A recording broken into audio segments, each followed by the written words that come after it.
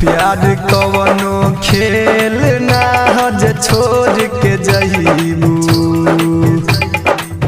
प्यार कवनो खेल ना हज छोड़ के जइबू।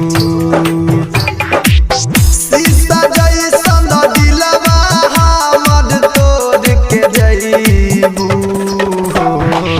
दोसर नियन जुदाई के गीतिया तू जोर से गइबू। शीशा जैसन दिलवा हमर तोड़ के जइबू।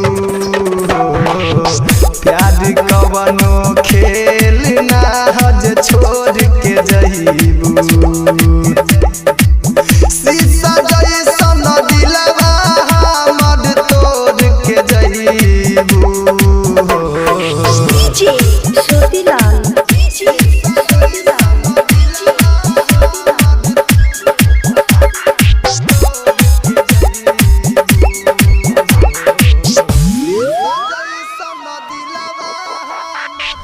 ऐसे तू काहे करतारू दिलवा से खेलवार हो।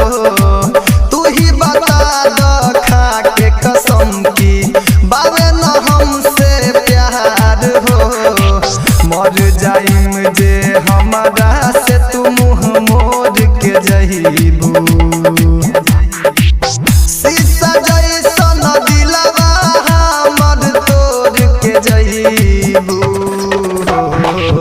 प्यार कवनो खेल ना हज छोड़ के जइबू। शीशा जैसन दिलवा हमर तोड़ के जइबू।